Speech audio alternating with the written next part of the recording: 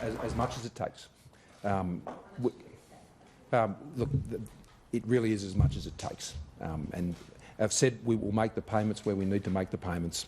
And this is, I think, a very necessary level of support to families as they're going back into the new school year. It's for children of 16 years and under. If you're above 16, you actually get the adult payment, which is $1,000. And so this actually, I think, provides welcome support to families at this time. Prime Minister, BlackRock has dumped thermal coal from its actively managed funds due to growing concerns about climate change. Is the government concerned that the investment climate for coal is changing? Is it turning against coal?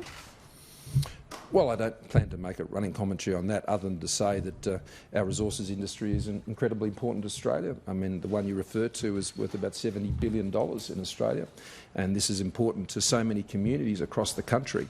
And so what our government's plan is to meet and beat our emissions reductions targets. Our plan is to ensure we do that without putting higher taxes on people, not putting up their electricity prices, and not pulling the rug from regional communities to depend on our resources sector for their very livelihoods. And so we will continue to maintain a very focused and balanced approach to ensure that we do what is in Australia's interests. We've seen our polling today that shows Australians are more concerned about climate change. Do you think since the fires, people's concerns about climate change have shifted and that now requires stronger action? I think the requirement to take action on climate change has always been strong, and that's why the government has been taking the actions and putting the measures in place. That's why we are meeting and beating our targets now, and that's why we have remained part of the global effort to reduce emissions into the future and to meet and beat those targets. You respond to the science and the challenge, and that's what the government is doing. And that science and challenge doesn't just mean reducing emissions, which the government is doing. What I've been seeking to stress, particularly in response to these most recent disasters, is there are a broader array of responses that go beyond just emissions reduction, and that goes to climate resilience. And we are in for longer, hotter, drier summers. That is an acknowledged position, always acknowledged by the government.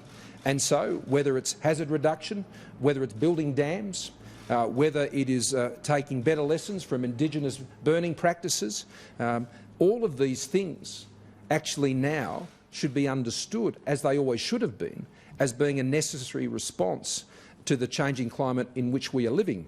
And the adaptation measures is also a part of that important response. So all of these things are important, and that's why the government is doing all of these things. But I would stress, particularly the ones I've just been referring to, are going to have the most pronounced effect on ensuring that Australians are safer in the future in dealing with the changing climate that we have.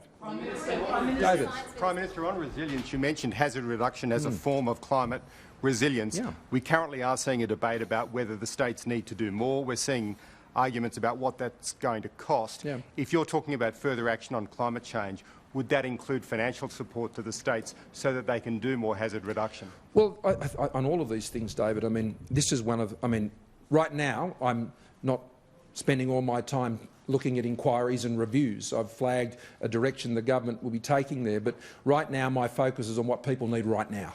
And they need cash in their pockets, they need recovery plans in place, they need support for farmers and primary producers and small businesses.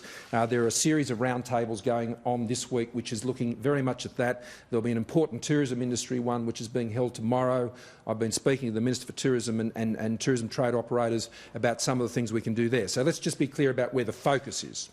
But the key issues that are put to me in terms of the longer term, the key things that are of interest to the government in terms of any review that we would undertake is what is the trigger level, the threshold level of federal involvement in supporting the states and territories in what they do in responding to natural disasters. Now, of course, the federal government has always responded to requests in this area, but as you've seen from our most unprecedented response, which required the authorisation of the Governor-General for the largest turnout we have seen in response to a national disaster of this nature in Australia. What are the rules around that in the future? How has that benefited How can that amplify efforts in the states in the future? This is one of the key issues that you've put to me in recent times about when the Commonwealth should take action, and they're reasonable questions, and we have taken action. But as I said to you, the constitutional clarity on those authorities have been extended to their limits, and I think in the national interest it would not be helpful to have that ambiguity in the future. But the other issues, David, you rightly say, of what I'm very interested in, and that goes to the preparation, resilience and adaptation for the future. And so I am interested to know. Many of these things obviously fall within the jurisdiction of the states and may well be under good control. I would go into it with a positive outlook. But as a national initiative, we would, I think, want to have a high level of confidence that as a nation we are improving our resilience and our adaptation to respond to the reality of the environment in which we live. And so that is why I'm open to those issues being looked at. The operational response to the fires and how they have been fought, that's a matter for the states. To the extent to which the federal-state interplay comes into all this, that's the question I'm looking at. But whether this truck should have gone down that road or down that road, that's entirely a matter for the states. And I just have nothing but admiration for the way that the fire services have responded, whether it's in Queensland, South Australia, New South Wales, Victoria, Tasmania, Western Australia, all around the country, and they'll undertake the necessary reviews there. And that has always been my working assumption in my discussions with the premiers. Flagging there that in your review that you're eventually going to announce that it'll be less focused on the operational response by the states, but perhaps more focused on their preparations going into fire seasons in the future and indeed this fire season? Well, I put it more in these terms, John. I would want to have a level of comfort, and I think all Australians do, that across the country we can have confidence about our level of resilience.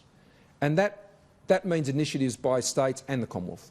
And then we need to have a good stocktake of that. And I think that's what Australians would want to know coming out of this bushfire season, ultimately, that the resilience efforts that are being made at all levels are meeting the need.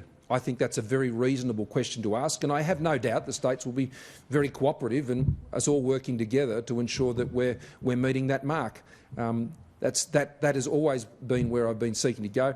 On the operational, should the truck have gone down this street or the other one, or at what time, and that sort of issue. That's not the basis of it. But you do have to have an understanding of the overall level of emergency response capability that is sat there and has been demonstrated and has been proved during this recent crisis, and how the federal involvement has worked in with that, because they have been involved, our Defence Forces in particular, since September, and at the heightened level of operations, how that has really amplified, I think, the state effort, which I believe it absolutely has. It's been of great assistance in its own right with the unprecedented action we've taken, but it has also, I think, significantly amplified what the states have also been able to do. The Science Minister says that it's time to stop debating the science of climate change and start responding to it. What's your message to backbenchers who continue to publicly dispute the science? Well, every member of parliament who comes here has a right to speak their mind. Of course they do. And the government makes decisions about what government policy is. And I think Karen has well set out what the government's policy is. Do you listen to the people within your party that don't believe in climate change? I listen to all Australians, and I think we should. Don't you? Prime Minister, when the hole in the ozone layer was growing, governments didn't focus on adaptation and resilience. They reduced the use of the relevant pollutants to zero. Can you explain why your government takes a different approach to greenhouse gases? I'm saying all of these things are necessary. To reduce greenhouse gases? I'm saying that our policy is to reduce emissions, to build resilience, and to focus on adaptation. All of these are the necessary responses to what's happening with our climate.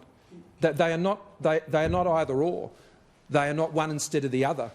They are all of the above, because all of them are necessary, and our government is doing all of them. When are we going to go beyond 26% reduction to zero, though? To zero. Our policy is to meet and beat our targets. When you say emissions, He doesn't want to let the bean counters get in the way of getting aid to bushfire victims. So the government's response has been slow. I mean, how do you respond to that? Well, I think the obvious response is in the further announcements I've made today and on previous days in this very courtyard, streamlining the delivery of payments. I mean, if the Labor Party want to snipe during a crisis, well, I'll leave that to them. I'm just focused on what people need now.